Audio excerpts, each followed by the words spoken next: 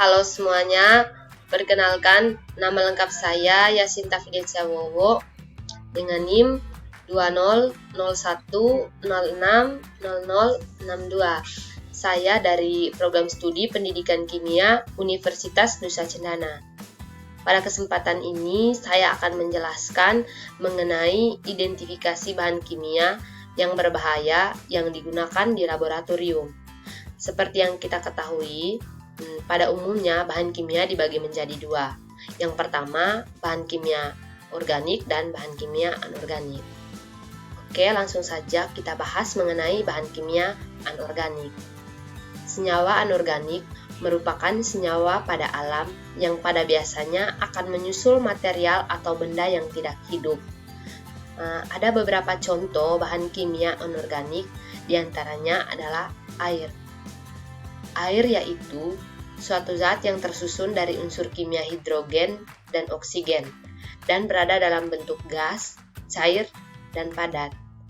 Air adalah salah satu senyawa yang paling banyak dan penting digunakan dalam kehidupan sehari-hari. Yang berikut, kaca. Kaca berasal dari bahan yang bersifat cair namun memiliki kepadatan tinggi dan struktur amorf. Atom-atom di dalamnya tidak terbentuk suatu jalinan yang beraturan seperti kristal atau biasa disebut gelas. Yang ketiga, silika.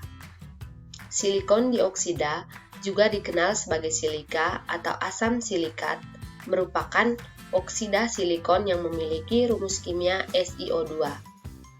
Silika ini paling sering ditemukan di alam sebagai pasir atau kuarsa, serta di dinding sel atom. Yang berikut, teflon. Teflon adalah polimer yang tersusun atas monomer tetrafluoroetana.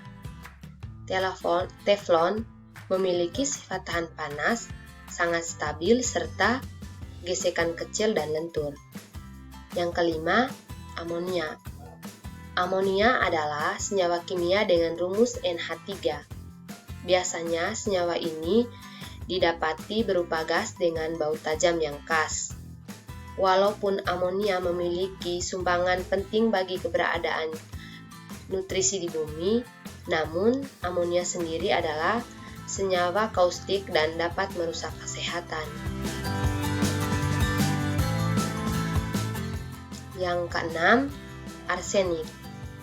Arsenik atau arsencium adalah unsur kimia dalam tabel periodik yang memiliki simbol As dan nomor atom 33. Arsenik ini adalah bahan metaloid yang terkenal beracun dan memiliki 3 bentuk alotropik, yaitu kuning, hitam, dan abu-abu. Yang ketujuh, asam klorida. Asam klorida adalah larutan akuatik dari gas hidrogen klorida. Asam klorida ialah merupakan asam kuat dan merupakan komponen utama dalam asam lambung. Senyawa ini juga digunakan secara luas dalam industri. Asam klorida harus ditangani dengan melewati keselamatan yang tepat karena merupakan cairan yang sangat korosif. Yang kedelapan, karbon dioksida yang dengan rumus umum adalah CO2. Karbon dioksida atau zat asam arang adalah sejenis senyawa kimia yang terdiri dari 2 atom oksigen yang terikat secara kovalen dengan sebuah atom karbon. Karbon dioksida berbentuk gas pada keadaan temperatur dan tekanan standar dan hadir di atmosfer bumi. Yang kesembilan, kalsium karbonat dengan rumus CaCO3. Kalsium karbonat ialah senyawa kimia dengan formula CaCO3. Senyawa ini merupakan bahan yang di semua bagian dunia dan merupakan komponen utama yang dijumpai pada batu cangkang, organisme laut, siput, bola arang, mutiara, dan kuning telur. Yang berikut, natrium hidroksida dengan rumus NaOH. Natrium hidroksida dikenal juga sebagai lindi dan soda kaustik atau soda api. Merupakan suatu senyawa anorganik dengan rumus kimia NaOH. Senyawa ini merupakan senyawa ionik berbentuk padatan putih yang tersusun dari kation natrium Na+ dan anion hidroksida OH-. Yang berikut kita bahas mengenai bahan kimia organik. Kimia organik adalah percabangan studi ilmiah dari ilmu kimia mengenai struktur, sifat, komposisi, reaksi, dan sintetis senyawa organik. Senyawa organik dibangun terutama oleh karbon dan hidrogen dan dapat mengandung unsur-unsur lain seperti nitrogen, oksigen, fosfor, halogen, dan belerang. Perlu kita ketahui juga, pada senyawa organik ada beberapa contoh. Yang pertama, alkohol. Dalam kimia, alkohol adalah istilah yang umum untuk senyawa organik apapun yang memiliki gugus hidroksil yang terikat pada atom karbon, yang ia sendiri terikat pada atom hidrogen atau atom karbon lain. Yang kedua, protein. Protein merupakan makromolekul yang terbentuk dari asam amino yang tersusun dari atom nitrogen, karbon, dan oksigen. Beberapa jenis asam amino yang mengandung sulfur yaitu metionin, cysteine, dan cysteine yang dihubungkan oleh ikatan peptida. Yang ketiga, etanol yang dengan rumusnya C2H6O. Etanol disebut juga etil alkohol, alkohol murni, alkohol absolut, atau alkohol saja.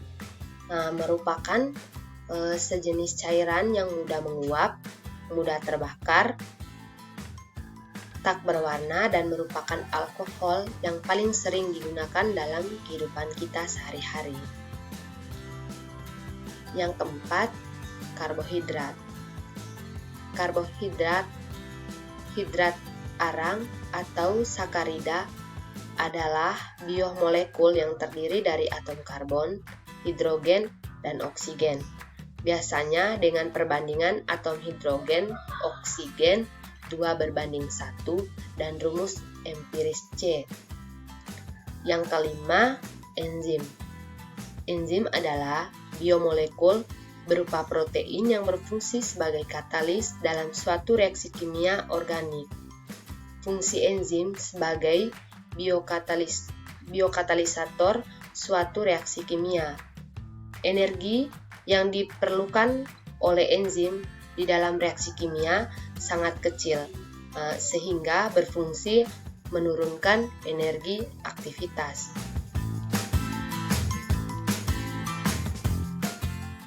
Yang keenam, metana. Metana adalah hidrokarbon paling sederhana yang berbentuk gas dengan rumus kimia CH4. Metana murni tidak berbau, tetapi jika digunakan untuk keperluan komersial, biasanya ditambahkan sedikit bau belerang untuk mendeteksi kebocoran yang mungkin terjadi. Yang ketujuh, lemak. Lemak merujuk pada sekelompok besar molekul-molekul alam yang terdiri atas unsur-unsur karbon, hidrogen, dan oksigen, meliputi asam lemak malam, sitrol, vitamin-vitamin yang larut di dalam lemak, monosakarida, diselirida, fosfolipid, glikolipid, tepronoid, dan yang lain-lain.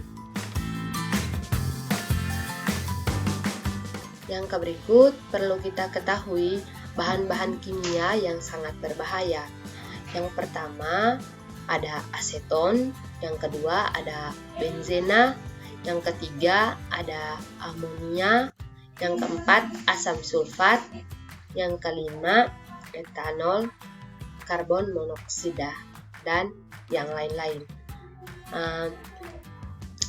Teman-teman, adapun cara untuk menangani agar tidak berbahaya dan beracun dari bahan kimia tersebut. Jadi yang paling utama adalah bahwa penyimpanan dan penanganan bahan kimia beracun dan berbahaya adalah dengan memperhatikan keadaan ruangan yang harus memiliki ventilasi, terus ruangannya bersih dan disimpan secara terorganisir dan tidak berdekatan dengan bahan kimia lain yang mudah bereaksi serta memperhatikan MSDS sebagai data rinci dari suatu bahan tersebut. Oke teman-teman, itu saja penjelasan singkat dari saya mengenai bahan kimia berbahaya di laboratorium. Mohon maaf jika ada kesalahan. Sekian dan terima kasih.